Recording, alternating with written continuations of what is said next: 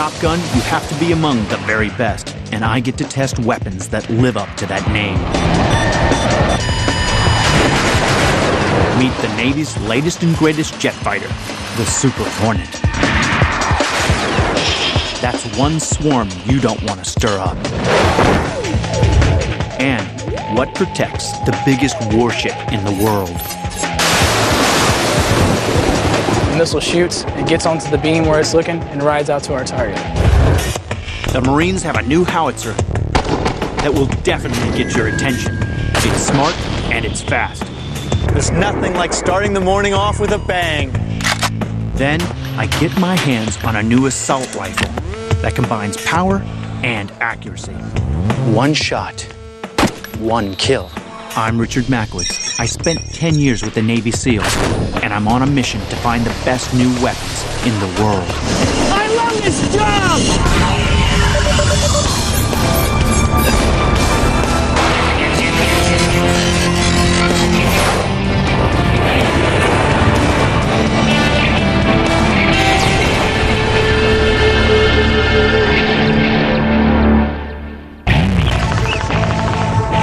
In the 1960s, the U.S. combat soldier met a new friend. The M16 assault rifle. Since then, it's been used in just about every combat mission, from the jungles of Vietnam to the deserts of Iraq. The M16 family is the most trusted in the U.S. The only problem is in modern combat, the small .556 caliber just doesn't have the punch of a bigger bullet. Today's rifles need real stopping power. And that means a bigger round. Now it's time to welcome a new ally. One with even greater stopping power. The Barrett M468.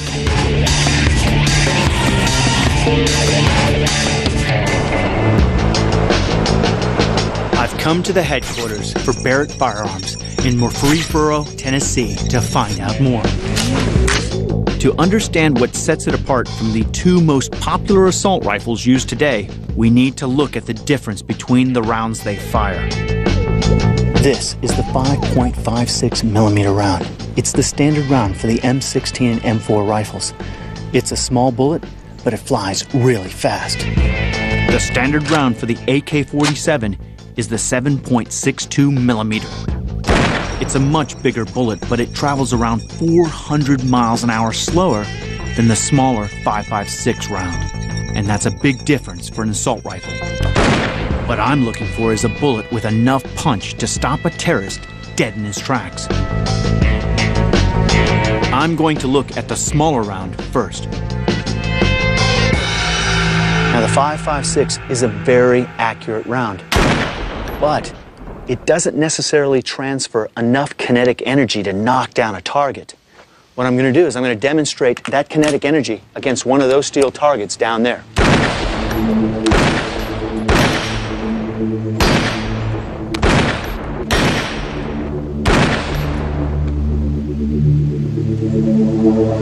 As you can see, I hit the target, but not enough kinetic energy was transferred to this steel plate to knock it down. And I'll tell you, that's not ideal in a combat situation.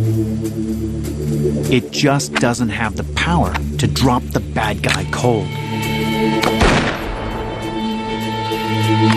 Now, let's see how that compares with the larger round that's used by the AK-47. It's a bullet that will drop the target in one shot.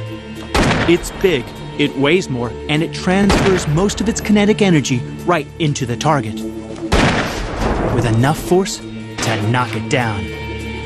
At this range, it's an easy shot, but at ranges of 400 yards or more, the round just starts to fall right out of the sky. So, is there a round big enough to stop a bad guy, but accurate enough to ensure a kill in just one shot? What you're looking for is a round that can deliver enough mass at that accelerated pace that when it arrives, it literally forces the target to the ground. And this is where the new Barrett comes into its own. It's been developed to take a larger and more powerful round without sacrificing the accuracy of the smaller caliber. What's its secret? Well, it's in the name. The M468 takes the Remington 6.8mm special purpose cartridge. Lifelong shooter Ronnie Barrett is the man behind it. We are now looking to try to beef up the potency of this rifle by increasing the lethality of the projectile. We are coming up on enemy combatants that are no longer stopped by being wounded or being put out of commission. It's almost like a kamikaze type situation where the only way to truly stop him is to kill him. This rifle gives you the best of both worlds by firing the 6.8 round. It's big and it's fast. And when it's moving through the air, you don't want to be in its way. That's the theory, but I can't wait to get my hands on the M468 for myself.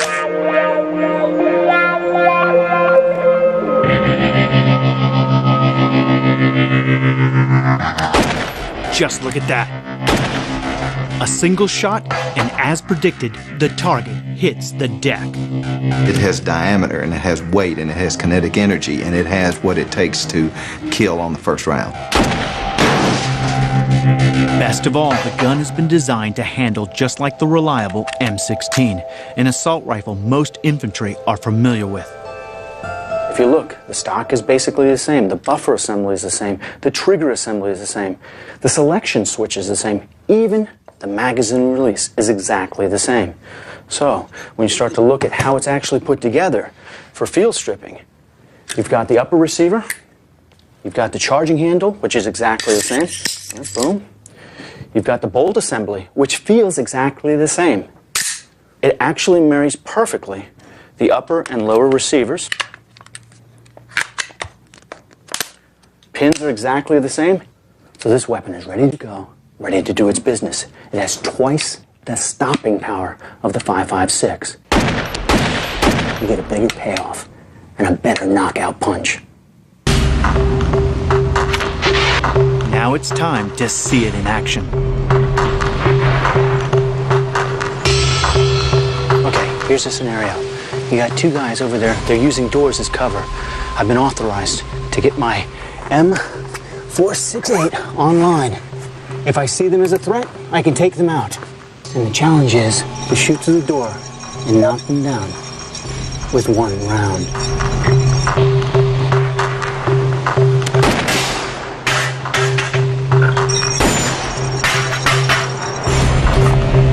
The business is done, they're as good as gone, and the day is saved. I've used other assault rifles many times, and I know they're great weapons, but I'm impressed by what I've seen with the new Barrett. The results speak for themselves.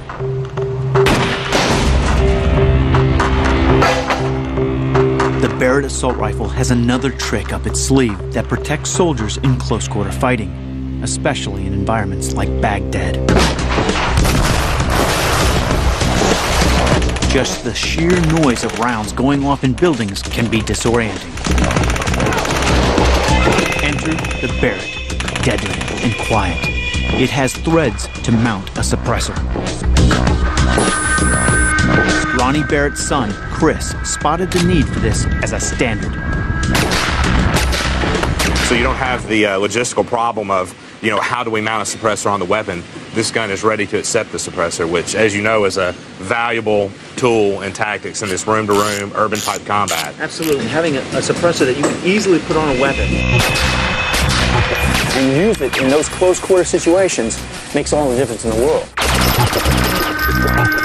The introduction of the M468 marks a new era for the U.S. infantry rifle. With the perfect partnership of the Barrett 468 and the 6.8mm round, one shot is one kill. If it's coming at you, this is the last thing you'll ever see. When a ferocious flurry of big punches is needed on the battlefield, you turn to artillery. Now, nothing makes you want to put your head down faster than hearing a chorus of screaming 100-pound explosive rounds headed in your direction. It's effective, it's devastating, and every military in the world uses it.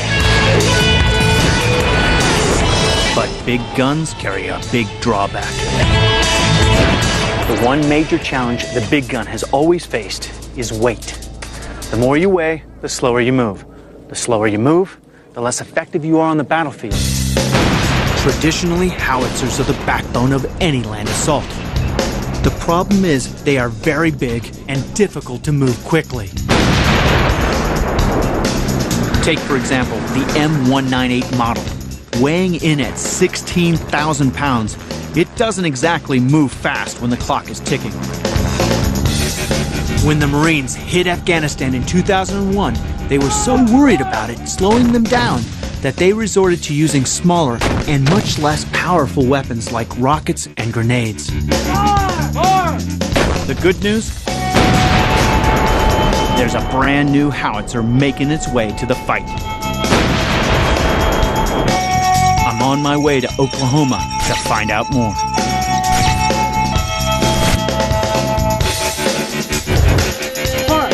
I've been invited to Fort Sill for an exclusive preview of America's latest howitzer, the M777. It's being designed for the Marine Corps, and if everything goes to plan, it promises a big bang for their buck. A howitzer that's smarter, faster, and lighter. To find out more, I meet with Colonel Tansey, the man behind current and future cannon systems in the United States. What we've done with the 777 is we've gone from steel to high tensile titanium, and we've reduced the weight of this vehicle from 16,000 pounds to about 9,800 pounds, almost in half.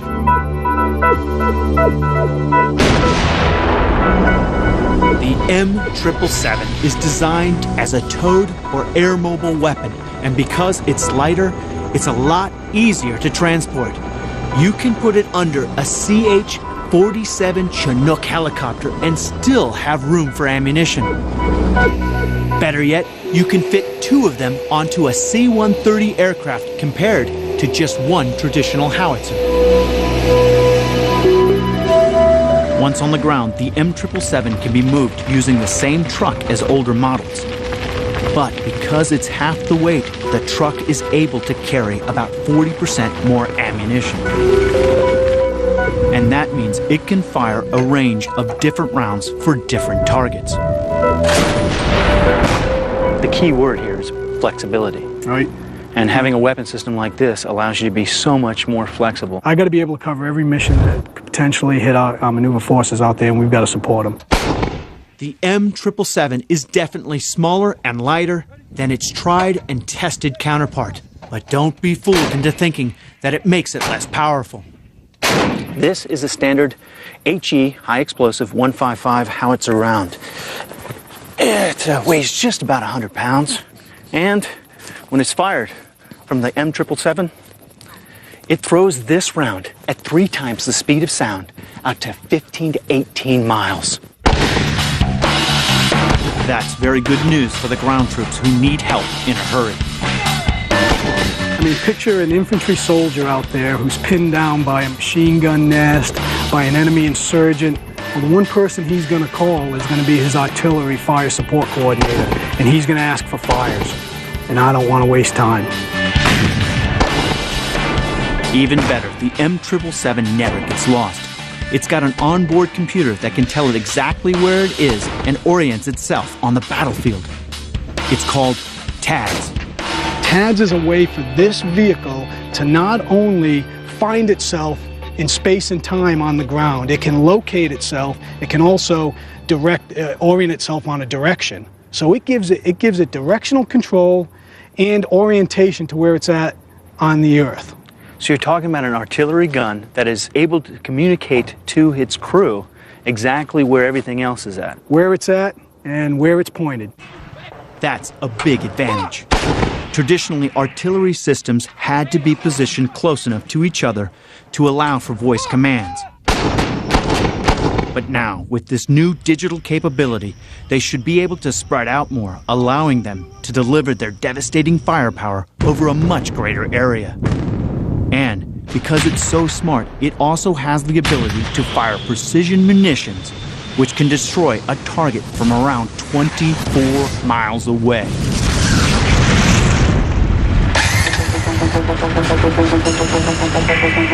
Having heard all about the M777, I'm up long before daybreak to join the Marines for a day of operational exercises. Come on, let's go. Get up and say come on. These fine men are just out of Marine Corps training and are hoping to specialize in artillery fire. Their mission today is to learn how to position, load, and fire the M777. Break on! Traditional howitzers needed a crew of 9 men just to operate them. This one only needs 5.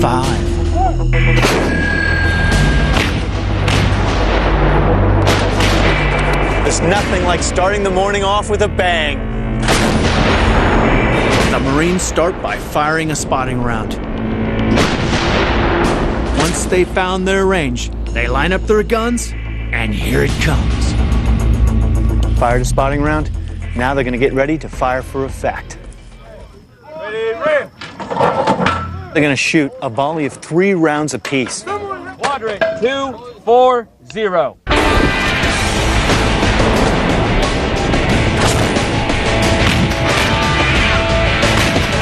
They're firing air-bursting rounds. They explode mid-air for maximum impact against troops.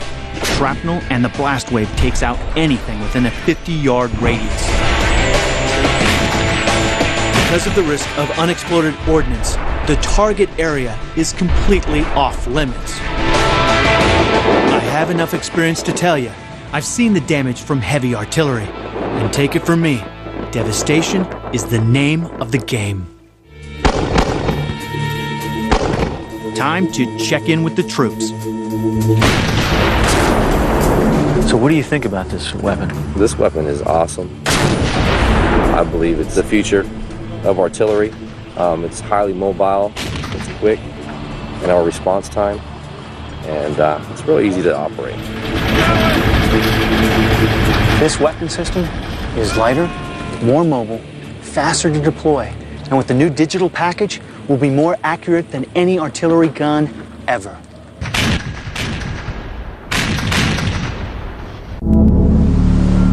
There is a weapon so powerful it can intimidate an entire region.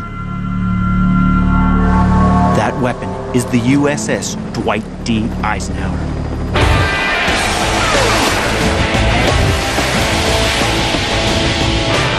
The Eisenhower, nicknamed the Ike, is one of the Navy's 9 Nimitz-class supercarriers.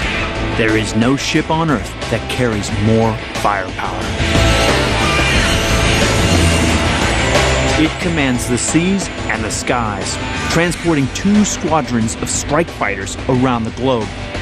After a recent $1.5 billion overhaul, the aircraft carrier bristles with new technology. Our mere presence in a region can induce calm and potentially diffuse the situation in a wide variety of weaponry available to provide a wide variety of effects. Massive just seems like too small a word to describe the 4.5 acres of U.S. sovereign territory that moves across the world. From end to end, the Eisenhower is as long as the Empire State Building is tall. At 1,000 feet long and rising 24 stories above the waves, the USS Eisenhower is master and commander. It dominates wherever it travels, controlling 6 million cubic miles of airspace and an incredible 150,000 square miles of ocean. That's about the size of California.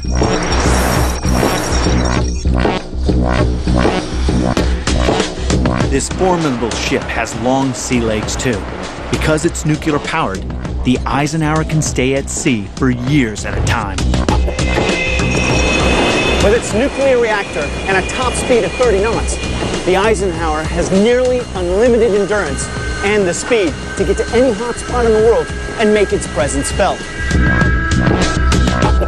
During its recent refit, the Ike was given 2 new nuclear reactor cores pumping out a massive 280,000 horsepower. And it can still go for 25 years without refueling. That means nowhere is beyond its reach, especially with these on board. 2 squadrons of the Navy's latest jet fighter. It's a squadron you don't want to stir up because it's capable of delivering a deadly sting.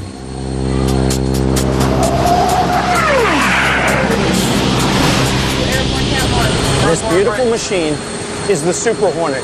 It's the next generation of the F-18 Hornet. It's capable of carrying a much bigger payload, which means it can deliver a bigger knockout punch. After 25 years in the Navy's inventory, the FA-18 Hornet was due for a major facelift. And boy, did it get it. Bigger engines made it faster and more powerful, but at the same time, it got a longer range, so now it can fly 40% further than before. I talked to pilot, Lieutenant Charlie Stoli Schwartz. So you are a pilot for a Super Hornet. What's the difference between a Super Hornet and the regular Hornet? The Super Hornet, as opposed to the regular Hornet, has a lot bigger wingspan, has a few more wing stations that can carry a few more extra bombs. Basically, a little bit more advanced avionics and a few more advanced weapon systems so we can carry on the jet. The twin-engined Super Hornet packs a vast array of awesome weapons. Its 11 weapon station can carry every air-to-air and air-to-ground weapon in the Navy's inventory. They're controlled by the pilot's helmet. A magnetic mounted tracker determines where the pilot's head is pointed and projects the information onto the pilot's visor. The head tracker and visor display act as a targeting device that can aim the plane's weapons wherever the pilot is looking.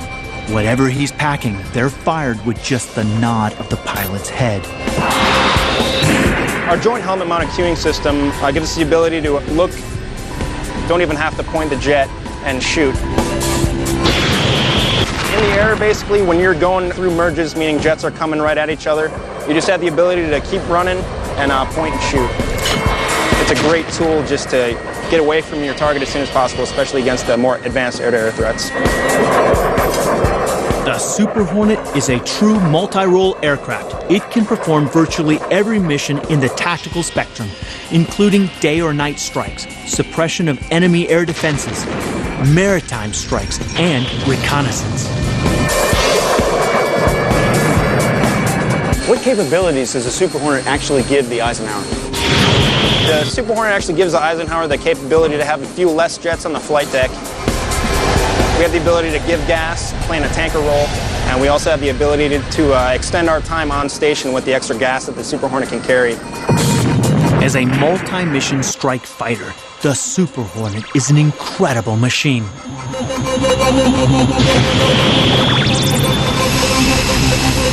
The U.S. Navy pilots who fly these birds are among the world's best. They have so much skill, they can virtually land on a dime, stopping in just 275 feet. The ship's catapult throws them into the air to reach launch speeds of 180 miles per hour in just 1.5 seconds.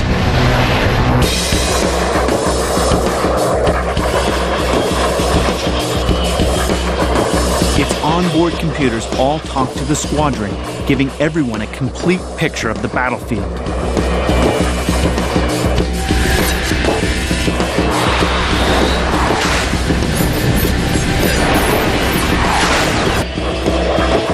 The Super Hornet is the Navy's best strike fighter yet.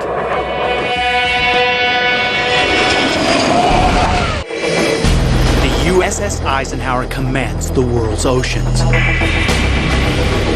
The only problem with being the biggest thing in the ocean is that you are a gigantic and very visible target.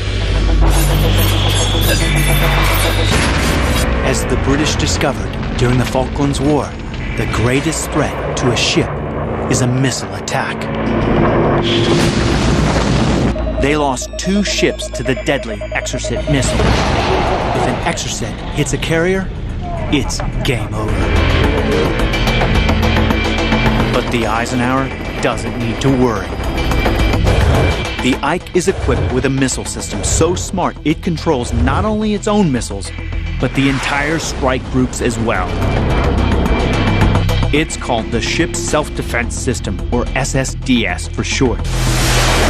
Combat Systems Officer Brian Julian is in charge of the Ike's defenses. In a nutshell, what it's done is integrated all of our sensors and our fire control weapons. In other words, all of the ships work together as a team to tackle any threat. Once it gets into killing range, the SSDS chooses the best placed launcher from the entire fleet and lets it rip. So basically everything's interconnected. Weapon systems, radars, everything works together. We've got to be ready all the time for the unexpected. And so all systems ready all the time is our credo. To ensure they're prepared for anything, the crew drills constantly. All hands man your battle stations. That's general quarters. It's where the crew is brought to a full state of readiness. No one has an idea what the threat is. It could be anything from a fire to an incoming missile. Here's what happens when an incoming missile is spotted. The ship's self-defense system triggers the first line of defense, the new, improved Sea Sparrow missile. It's faster, with a bigger warhead and even greater range. It can even obliterate high-speed, sea-skimming cruise missiles. Once you fire one of the Sea Sparrow missiles, how long does it take to get to the target? It's a supersonic missile. It flies pretty fast. Seconds. Wow. The Sea Sparrow is steered to the target by its own shipboard radar called the Director. How far can this see and hear, basically? About 50 nautical miles. Wow. When the missile is launched, it tunes into this beam and rides it out to the target.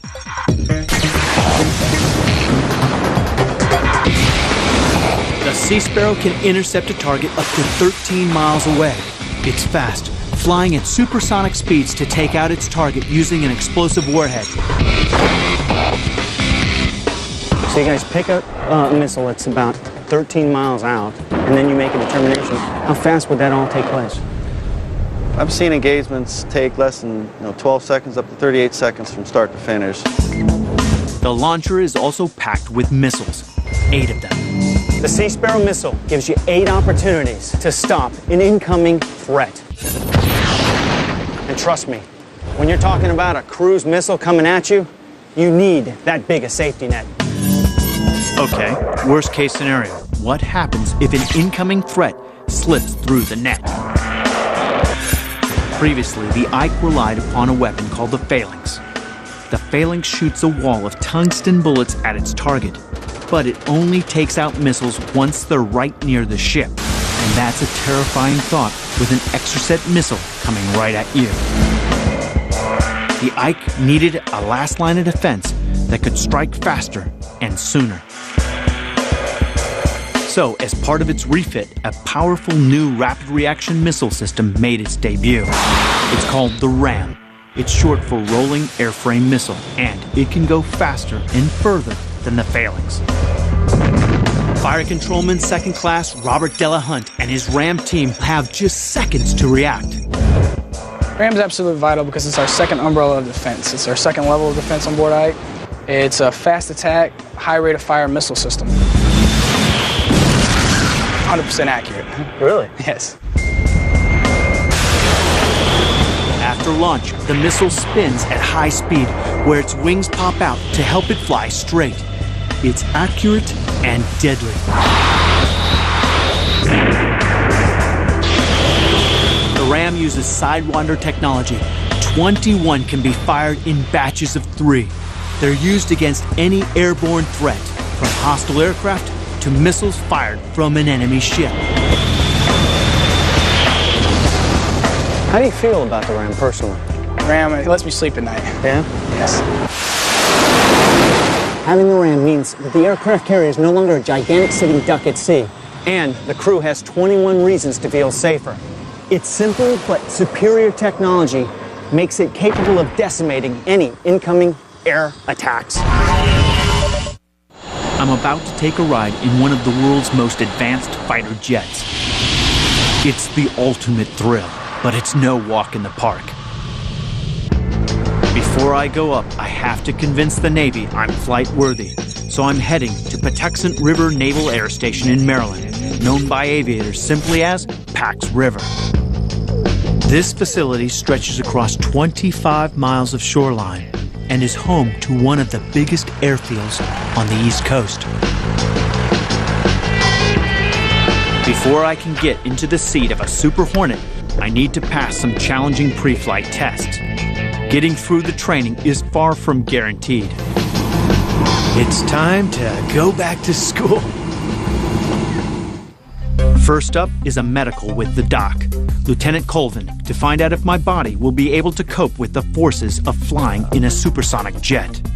The Super Hornet could unleash havoc on my body. It could affect my hearing, my vision. It could even starve my brain of oxygen, causing a total blackout. Around 5 Gs, you can get to near zero blood pressure in your brain. You want to make sure your heart can take those stressors. Well, Doc, have I passed this portion? You passed. You're good to go. Start the training. Thank you, brother. Appreciate it. They heard I'm a former Navy SEAL, so they want to have a little fun and put me through my paces. I'm in for a very long day of tests and training. There we go. One signature down, 3 more to go. I'm going to get one-on-one instruction, but their job is to make sure I'm ready for anything. Aviation is serious business, and there's no room for any dead weight. During flight, recognizing the changes in your body is one thing, but you've also got to deal with them, and fast. One of the most dangerous problems is G-induced loss of consciousness, or G-LOC. Aviation physiologist Ari Golyubov tells me what I could be in for. Where now you're generating a lot of gravitational force that's pulling the blood basically downward. The blood's getting heavier and it's being pulled out of the head and out of the brain and the eyes where you can't get oxygen up in there. Normal human tolerance is about 3 to 4 Gs, but we're gonna push the Super Hornet up to 7.5 Gs. My next test is in the decompression chamber, where they simulate a fast rise in altitude.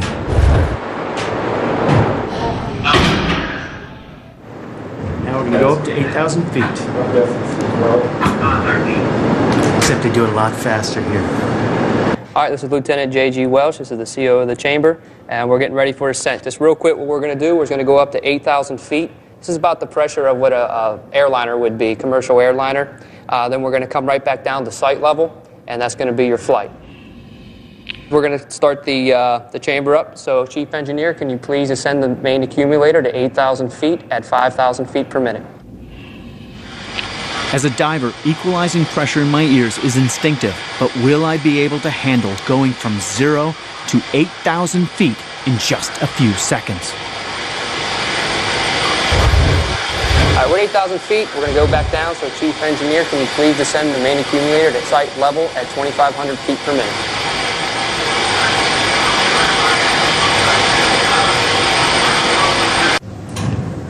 That's definitely one of the shortest flights I've ever had in my life. Up to 8,000 feet, right back down. Everything's working. Pass this test, on to the next one.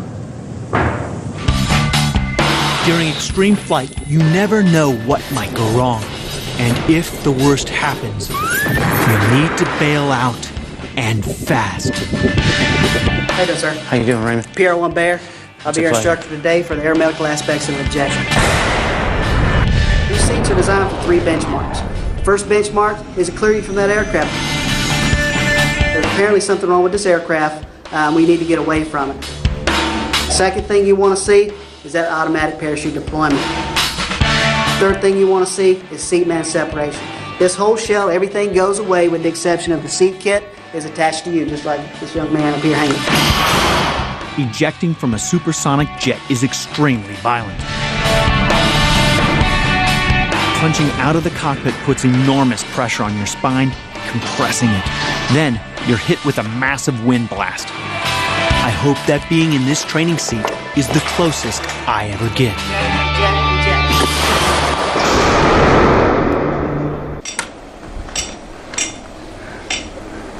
Vision and hearing can be greatly altered in a supersonic jet, causing illusions and disorientation, especially in one that's spinning out of control. Ready? Eject, eject, eject. Go ahead and take your goggles off. Okay.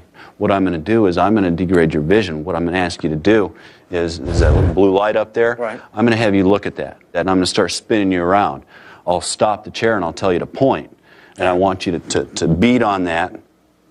Hopefully, we'll be able to catch your eyes bounce back and forth. Got it.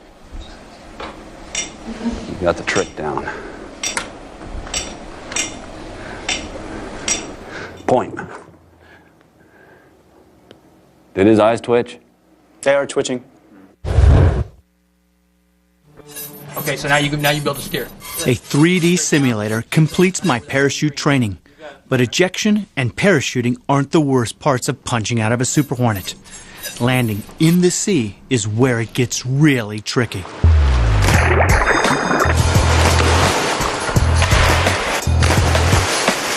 As a one-time Navy SEAL, I'm at home in the water.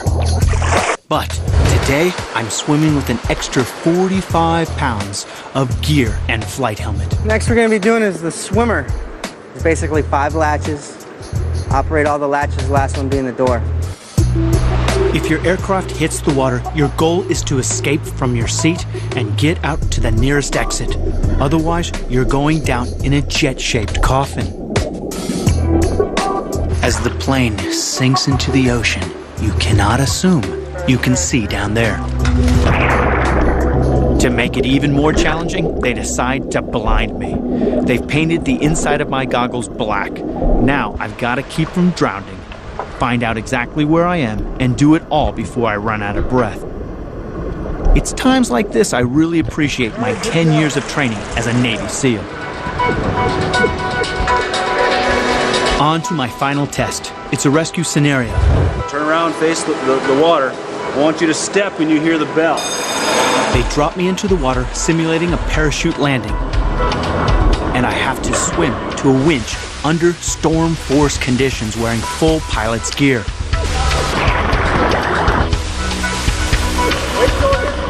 I get to the winch and hook myself up. It's what I'd have to do if a chopper had to pluck me out of the sea. And that's my last test, which means I'm now qualified to backseat the Super Hornet.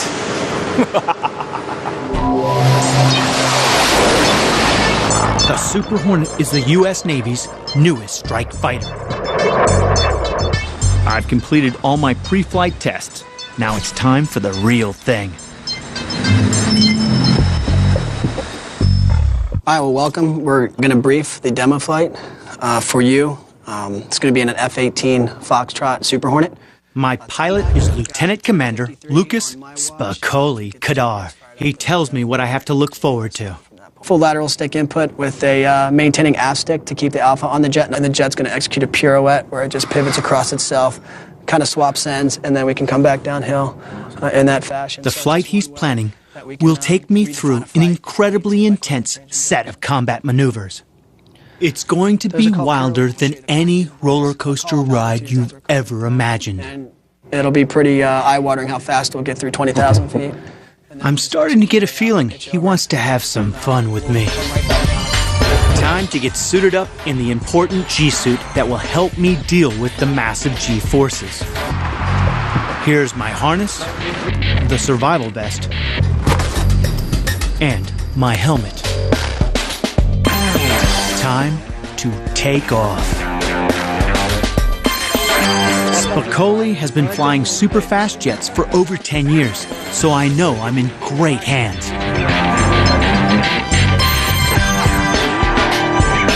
This is the latest and greatest we have in our strike fighter.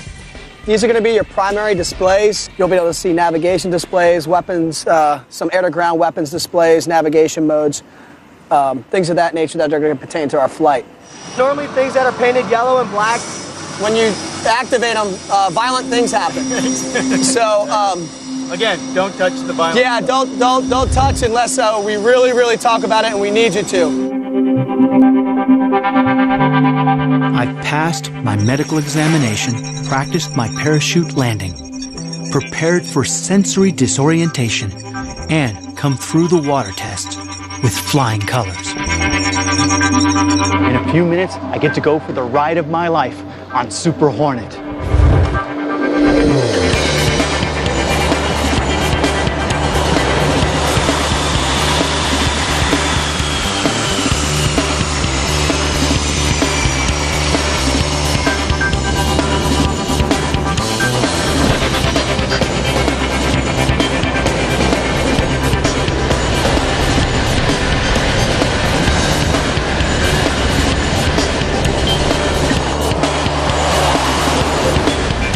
Spicoli takes me up to 40,000 feet. As we climb, I can feel the engine's massive power. Then he executes some tight turns. And I can start to feel the G's pulling on my body.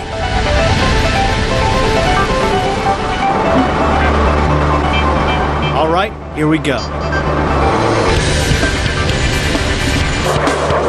Starting to show what this bird can really do.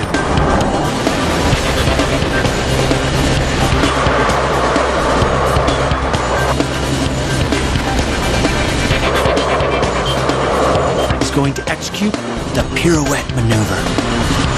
It's designed to shake an enemy off your tail. At the top of the loop, the plane rolls sharply, and we're into a steep dive. We're hurtling towards the ground at speeds well over Mach 1.2. But Spicoli doesn't hang back.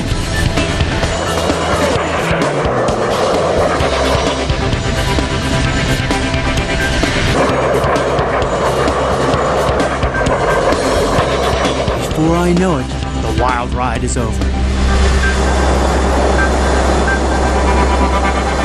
We took off with an hour and a half worth of fuel, and Spicoli has burned it all up in 42 minutes.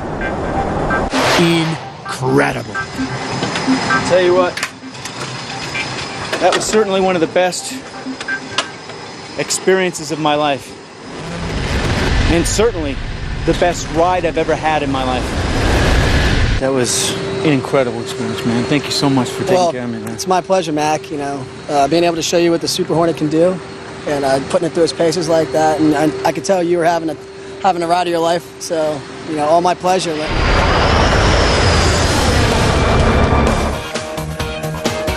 Up next, drive past a speed camera at Top Gear, and it won't have time to take your picture. The team turns speed freaks for a day to find out. Mythbusters, next. Every time.